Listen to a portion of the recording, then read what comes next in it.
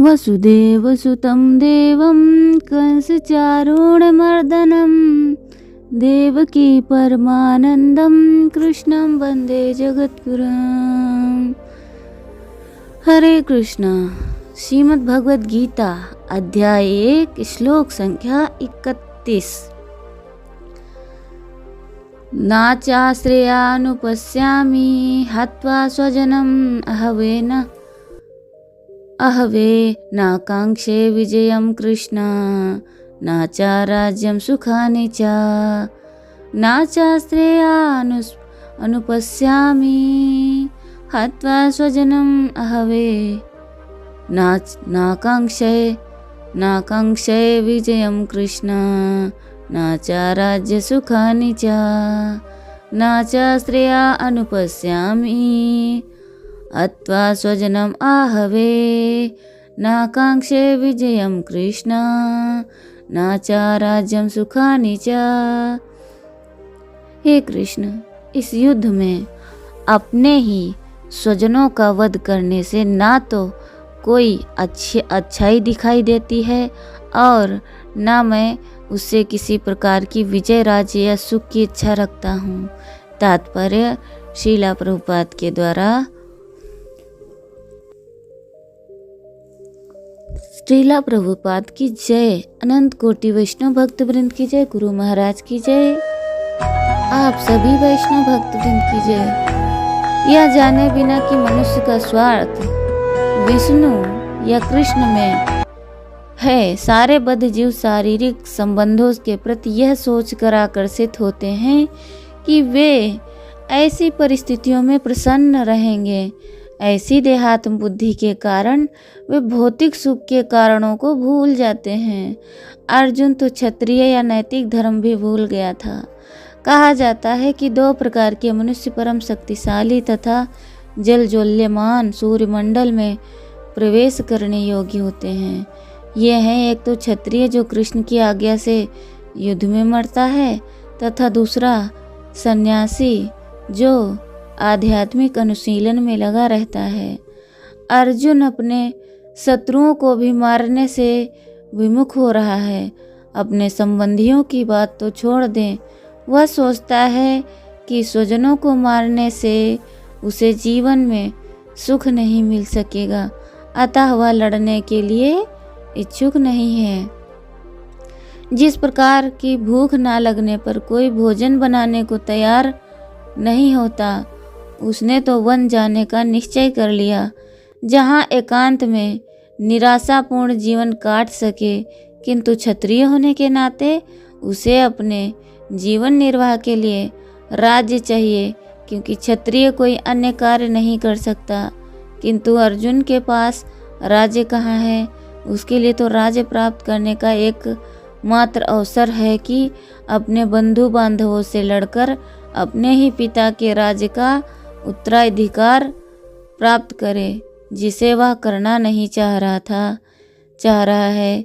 इसीलिए वह अपने को जंगल में एकांतवास करके निराशा का एक एकांत जीवन बिताने के योग्य समझता है।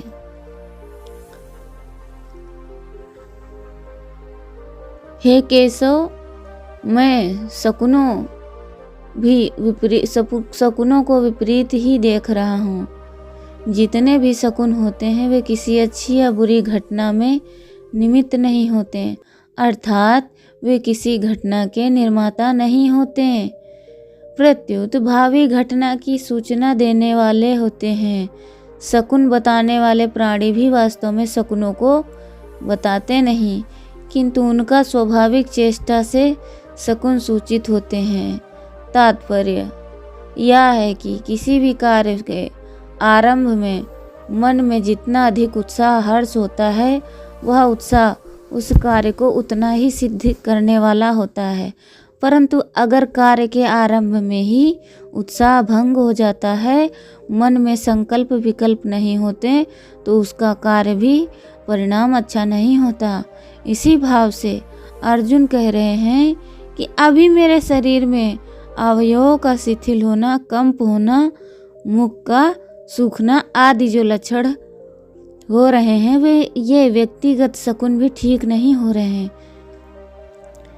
यद्यपि अर्जुन शरीर में होने वाले लक्षणों को भी शकुन मान रहा है, तथापि वास्तव में ये शकुन नहीं, ये तो शोक के कारण इंद्रियां, शरीर, मन, बुद्धि होने वाले विकार हैं।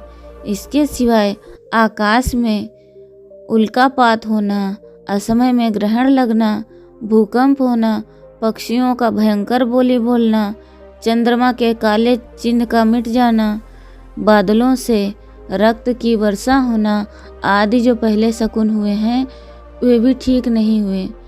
इस तरह अभी और पहले के इन शकुनों की ओर देखता हूँ तो मेरे को ये दोनों ही शकुन विपरीत अर्थात भावी अनिष्ट के सूचक दिखते हैं। ना चा श्रेयो न पश्यामि हत्वा स्वजनम माँ हवे। युद्ध में अपने कुटुंबियों को मारने से हमें कोई लाभ नहीं होगा, ऐसी बात ही नहीं है। इस युद्ध के परिणाम में हमारे लिए शोक और परलोक दोनों ही हितकारक नहीं दिखते। कारण है कि जो अपने कुल का नाश करता है वह अत्यंत पापी होता है, अतः कुल का नाश करने से हमें पाप ही लगेगा जिसमें नरकों की प्राप्ति होगी। इस श्लोक में निमित्तानि पश्यामि और श्रेया अनुपश्यामि, इन दोनों वाक्यों में अर्जुन का यह कहना चाहते हैं कि शकुनों को देखूं अथवा स्वयं विचार करूं, दोनों ही रीति से युद्ध का आरंभ और उसका परिणाम हमारे लिए और संसार मात्र के लिए हितकारक नहीं दिखता। यहाँ पश्यामि क्रिया भूत और वर्तमान के शकुनों के विषय में, अनुपश्यामि क्रिया भविष्य के परिणाम के विषय में आई है। तो हरे कृष्णा कृष्णा कृष्णा हरे हरे, हरे रामा रामा रामा हरे हरे। जगत गुरु श्रील प्रभुपाद की जय, अनंत कोटि वैष्णव भक्तवृंद की जय, गुरु महाराज की जय। तो हरे कृष्णा।